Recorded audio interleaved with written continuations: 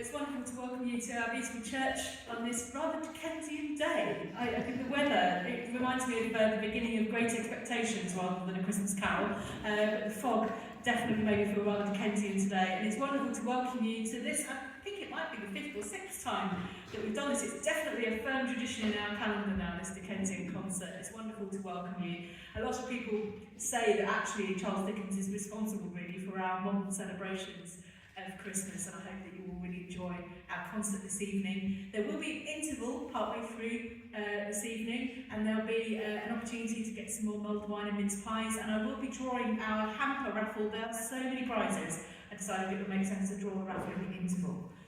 So I'll be drawing the raffle in the interval, and it's just wonderful to welcome you, so enjoy.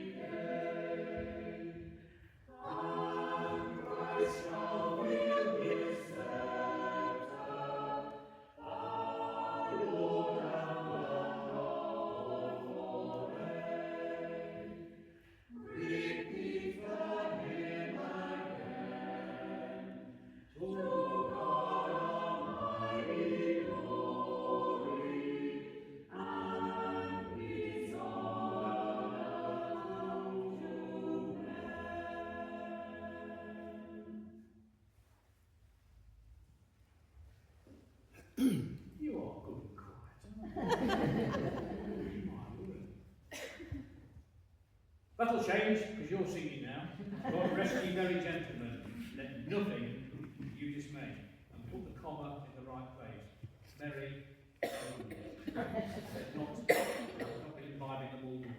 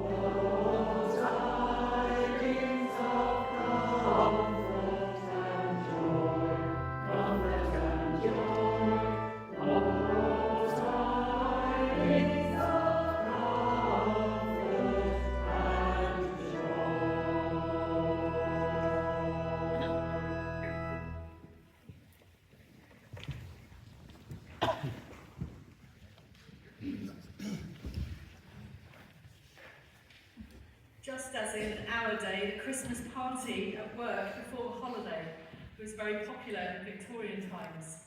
So let us with Scrooge be shown a scene from Scrooge's youth as he attends the dance put on by his employer, the the jovial Mr. Fezziwig. "Yo-ho, my boys," said Fezziwig. "No more work tonight. Christmas Eve, Dick, Christmas Ebenezer, let's have the shutters up," cried old Fezziwig with a sharp clap of his hands. "Before a man can say Jack Robinson." "Hilly-ho!" cried old Fezziwig, skipping down from the high desk with wonderful agility. "Clear away, my lads, and let's have lots of room here. Hilly-ho, cheer up, Dick. Cheer up, Ebenezer." Clear away? There was nothing they wouldn't have cleared away or couldn't have cleared away with old Fezziwig looking on. It was done in a minute. Every movable was packed off as if it were dismissed from public life for evermore. The floor was swept and watered, the lamps were trimmed, fuel was heaped upon the fire, and the warehouse was as snug and warm and dry and bright a ballroom as you would desire to see on a winter's night.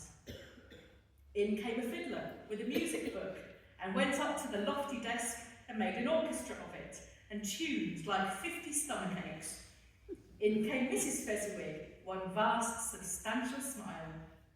In came the three Mrs. Fezziwig, beaming and lovable.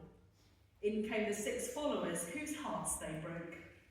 In came all the young men and women employed in the business. In came the housemaid with her cousin, the baker. In came the cook with her brother's particular friend, the milkman. In came the boy from over the way, who was suspected of not having board enough from his master, trying to hide himself behind the girl from next door but one, who was proved to have had her ears pulled by her mistress. In they all came, anyhow and everyhow. Away they all went, 20 couple at once, hands half round and back again the other way, down the middle and up again, round and round in various stages of affectionate grouping, old top couple always turning up in the wrong place, new top couple starting off again as soon as they got there, all top couples at last and not a bottom one to help them. When this result was brought about, the fiddler struck up Sir Roger de Coverley. Then old Fezziwig stood out to dance with Mrs. Fezziwig. Top couple too, with a good stiff piece of work cut out for them. 3 or 4 and 20 pairs of partners, people who were not to be trifled with, people who would dance and had no notion of walking. But if there had been thrice as many, 4 times as many, old Fezziwig would have been a match for them, and so would Mrs. Fezziwig.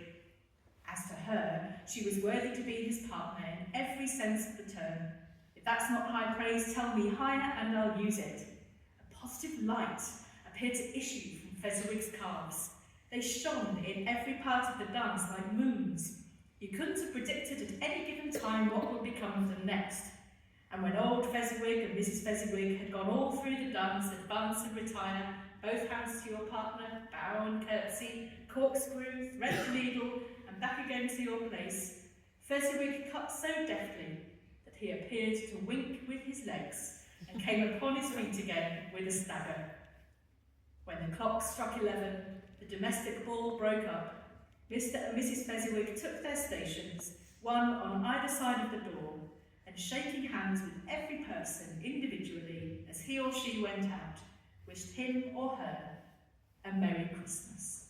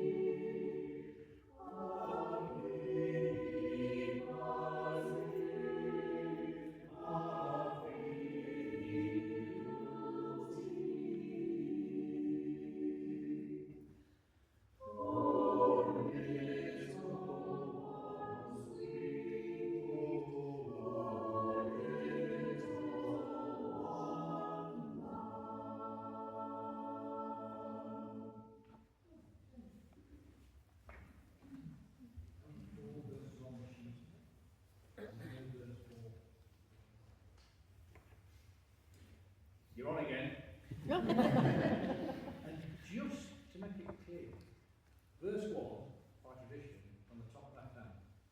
Verse 2 is below it. Then you go up 3 and then 4. If some of you go across to 2, it'll be interesting. Which is the right word. How good gladness and metaphor.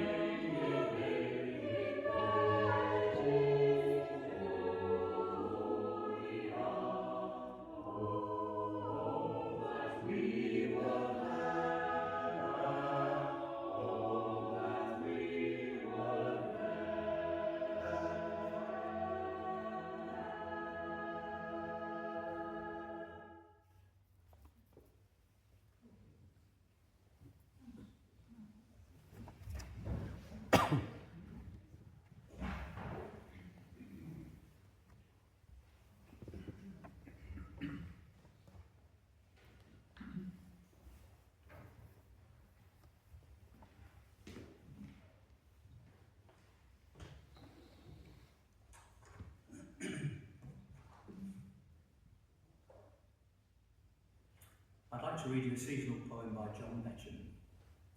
Sir John Betjeman lived from 1906 to 1984. He was Poet Laureate from 1972 until his death.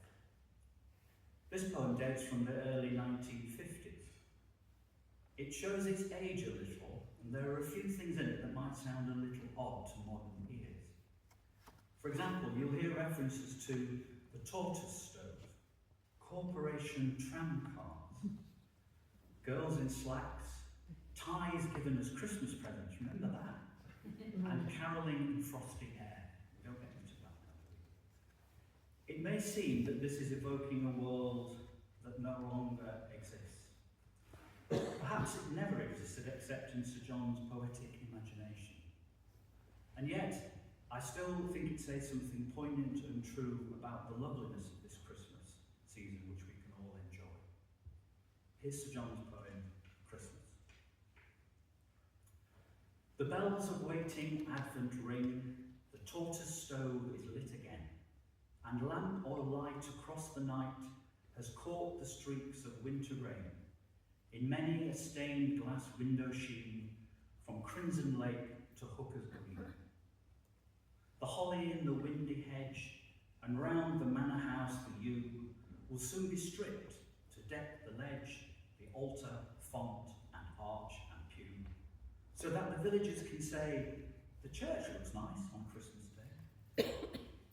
Provincial public houses blaze and corporation tramcars clang. On lighted tenements I gaze, where paper decorations hang, and bunting in the red town hall says, Merry Christmas to you all. And London shops on Christmas Eve are strung with silver bells and flowers, as hurrying clerks the city leave to pigeon-haunted classic towers. And marble clouds go scudding by the many-steepled London sky. And girls in slacks remember Dad, and oafish louts remember Mum, and sleepless children's hearts are glad, and Christmas morning bells say, come, even to the shining ones who dwell safe in the Dorchester Hotel. And is it true? And is it true, this most tremendous tale of all, seen in a stained glass window's hue, a baby in an ox's stall? The maker of the stars and sea become a child on earth for me? And is it true? For if it is, no loving fingers tying strings around those tissued figgeries, the sweet and silly Christmas things, bath salts and inexpensive scent, and hideous tie so kindly meant. No love that in a family dwells, no caroling in frosty air, nor all the steeple-shaking bells can with this single truth compare, that God was man in Palestine and lives today in bread and wine.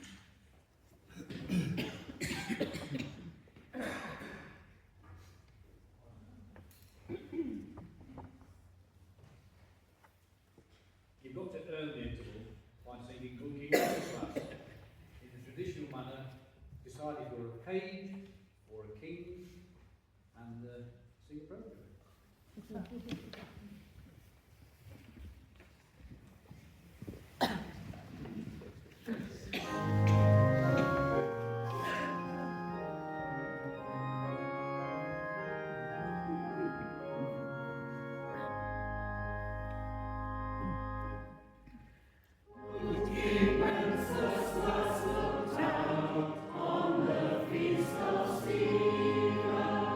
When the snow lay round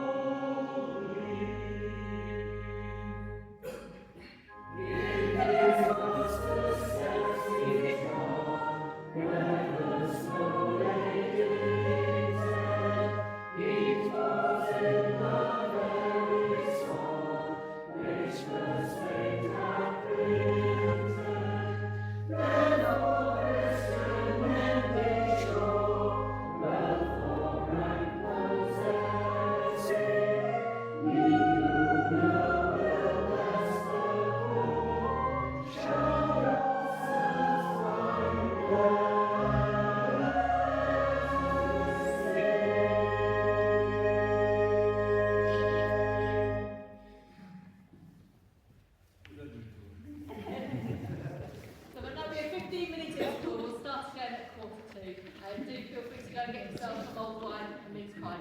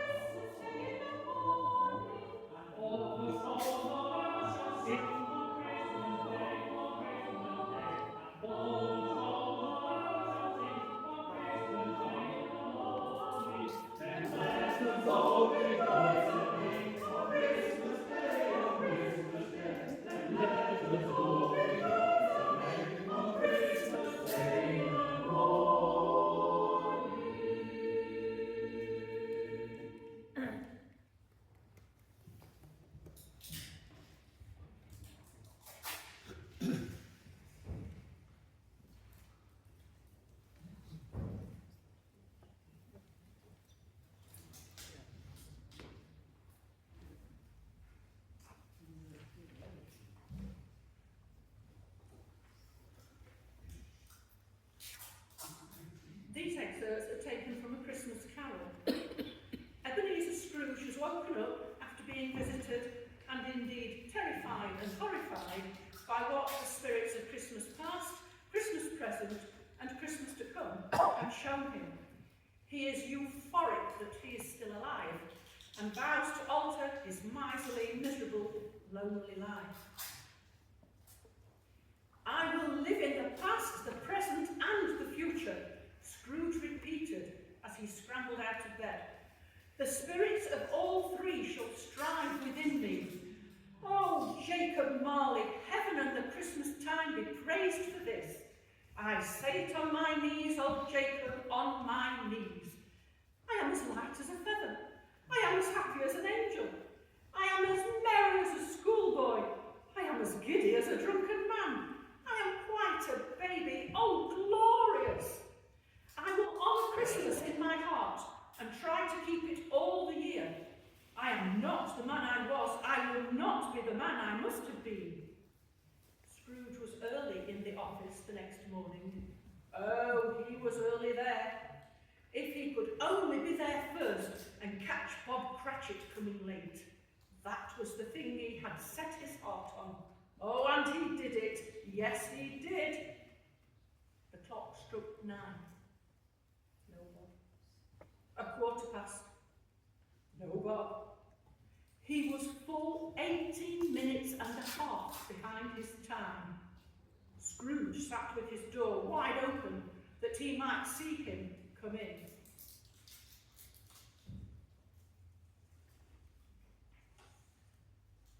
His hat was off before he opened the door, his comforter too. He was on his stool in a jiffy, driving away with his pen as if he were trying to overtake the clock. Hello, growled Scrooge in his accustomed voice, as near as he could feign it. What do you mean by coming here at this time of day? I am very sorry, sir, said Bob. I am behind my time. You are, repeated if you please. It's only once a year, sir, pleaded Bob. It shall not be repeated. I was rather making merry yesterday, sir. I'll tell you what, my friend, said Scrooge. I am not going to stand for this sort of thing any longer. And therefore, he continued, leaping from his stool and giving Bob such a dig in the waistcoat that he staggered back, and therefore I am about to raise your salary. Bob trembled. A Merry Christmas, Bob, said Scrooge, with an earnestness that could not be mistaken, as he clapped him on the back. A Merrier Christmas, Bob, my good fellow, than I have given you for many a year.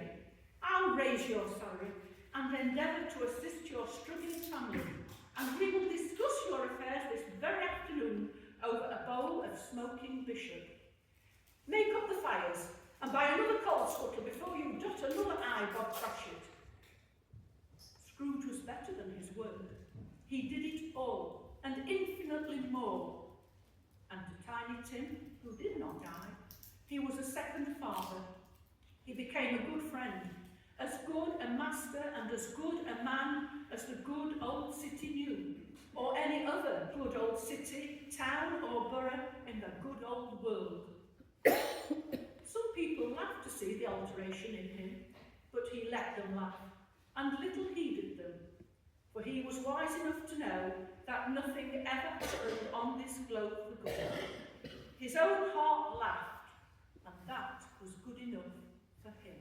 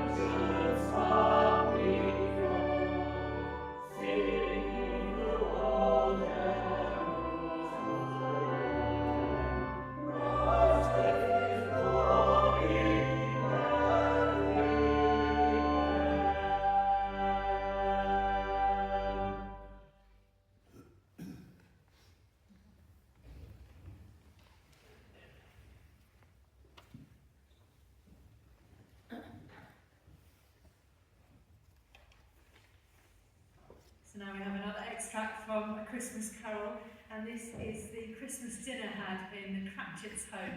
And as I was reading it, I was really reminded of what my mum is like on Christmas Day. You might recognise some of these descriptions in your own family. Mrs. Cratchit made the gravy ready beforehand in a little saucepan, hissing hot.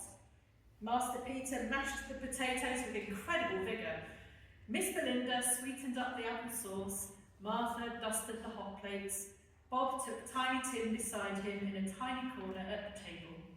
The two young Cratchits set chairs for everybody, not forgetting themselves, and mounting guard upon their posts, crammed spoons into their mouths, lest they should shriek for goose before their turn came to be helped. At last the dishes were set on and grace was said. It was succeeded by a breathless pause as Mrs. Cratchit, looking slowly all along the carving knife, prepared to plunge it in the breast. But when she did, and when a long-expected gush of stuffing issued forth, one murmur of delight arose all around the board, and even Tiny Tim, excited by the two young Cratchits, beat on the table with the handle of his knife and feebly cried, "Hurrah!" There never was such a goose. Bob said he didn't believe there ever was such a goose cooked. Its tenderness and flavour, size and cheapness were the themes of universal admiration. Everyone had had enough, and the youngest Cratchits in particular were steeped in sage and onion up to the eyebrows. But now, the plates being changed by Miss Belinda, Mrs. Cratchit left the room alone, too nervous to bear witnesses, to take the pudding up and bring it in. Hello, a great deal of steam. The pudding was out of the copper, a smell like washing day. That was the cloth. A smell like an eating house and a pastry cook's next door to each other, with a laundress's next door to that. That was the pudding.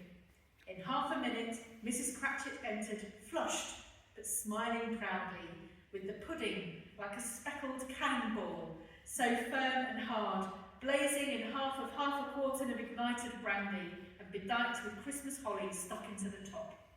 Oh, a wonderful pudding, Bob Cratchit said, and calmly too, that he regarded it as the greatest success achieved by Mrs. Cratchit since their marriage.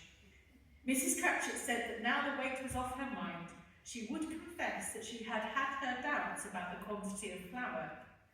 Everybody had something to say about it, but nobody said or thought it was at all a small pudding for a large family. It would have been flat heresy to do so. Any Cratchit would have blushed to hint at such a thing. At last the dinner was all done, the cloth was cleared, the hearth swept and the fire made up. Then all the Cratchit family drew round the hearth in what Bob Cratchit called a circle, meaning half a one, and at Bob Cratchit's elbow stood the family display of glass, 2 tumblers and a custard cup without a handle. They held the hot stuff from the jug, however, as well as golden goblets would have done, and Bob served it out with beaming looks, while the chestnuts on the fire sputtered and crackled noisily. Then Bob proposed, "A Merry Christmas to us all, my dears, God bless us," which all the family re-echoed. "God bless us, every one," said Tiny Tim, the last of all.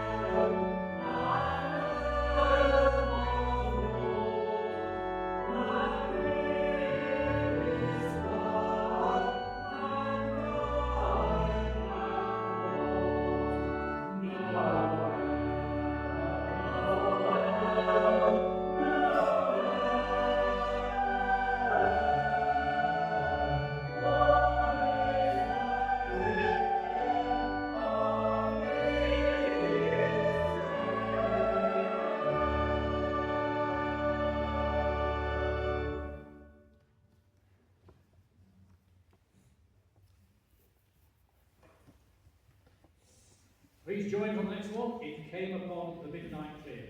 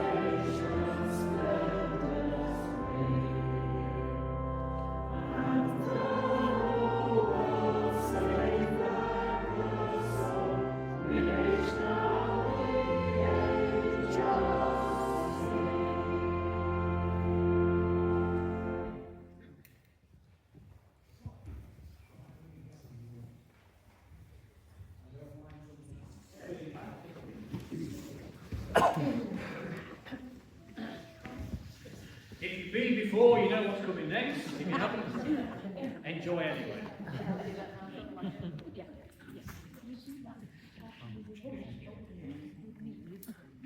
You're about to be adopted by one of the choristers.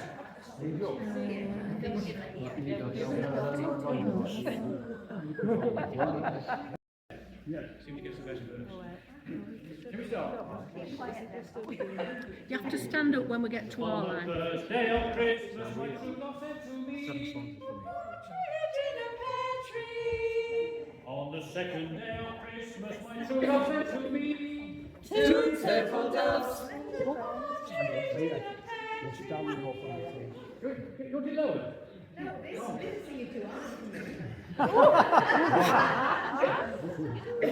The congregation are revolting.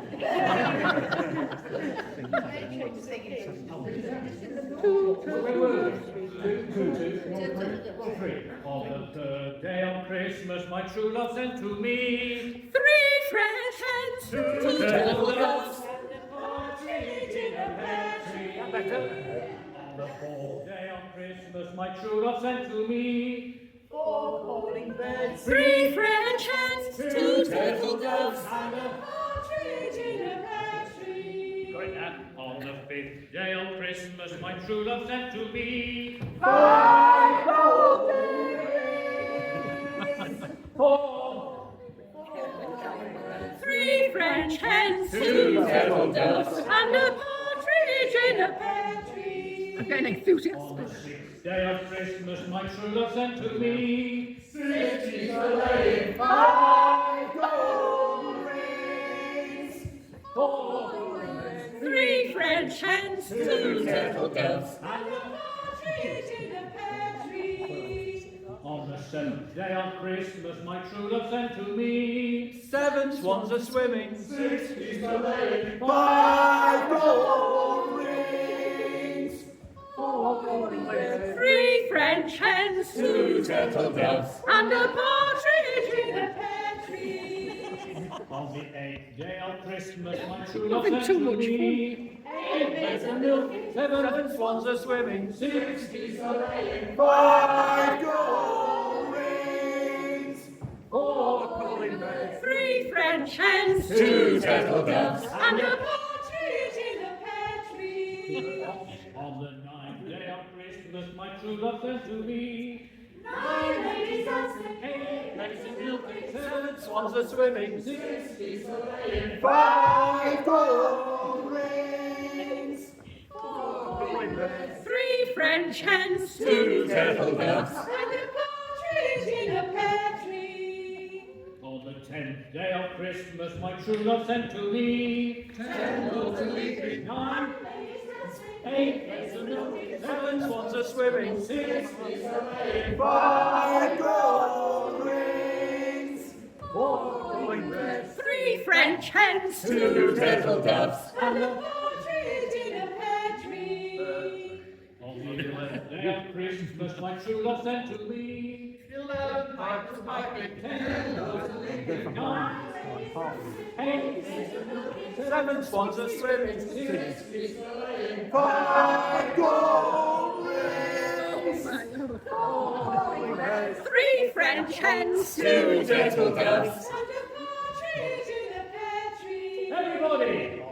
12th day of Christmas, my true love sent to me. 12 drummers drumming, 11, Pipers piping. 10, 9, 8, 7 swans are swimming. 6, 5 golden rings. 4 calling birds. Three French hens. Two turtle doves. And a partridge in a pear tree.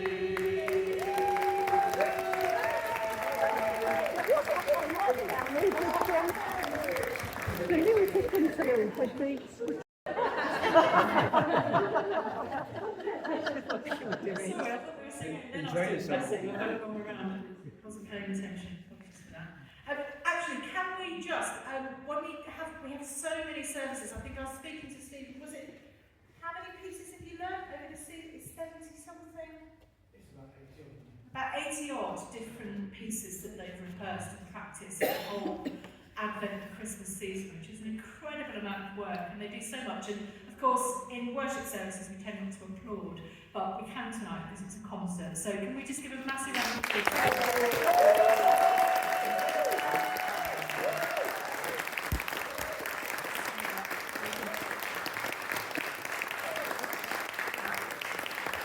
Really special thanks to Steve Halfman, who's our choir director, to Mike Robinson, who's our organist, and all the choir members. It's been absolutely wonderful this evening, and thank you for all that you've done to make our Christmas season so special. It's been really fantastic.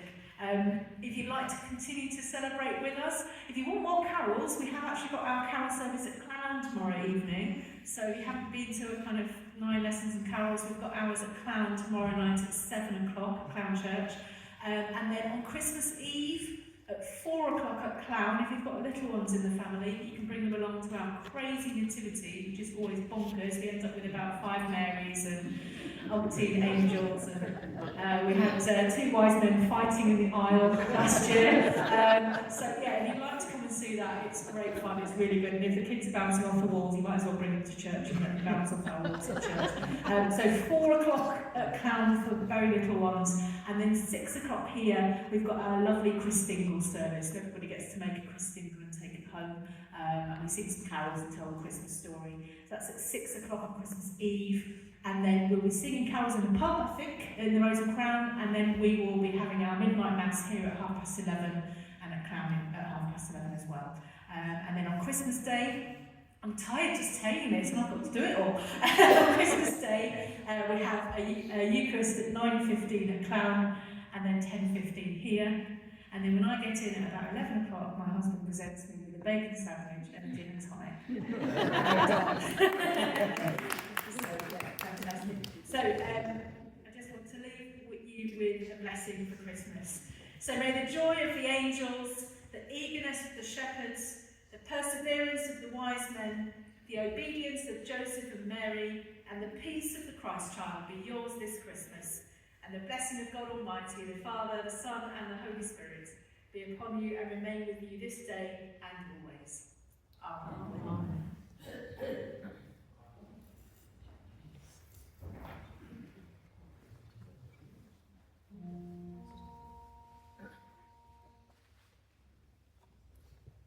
We wish you a Merry Christmas, we wish you a Merry Christmas, we wish you a Merry Christmas and a Happy New Year.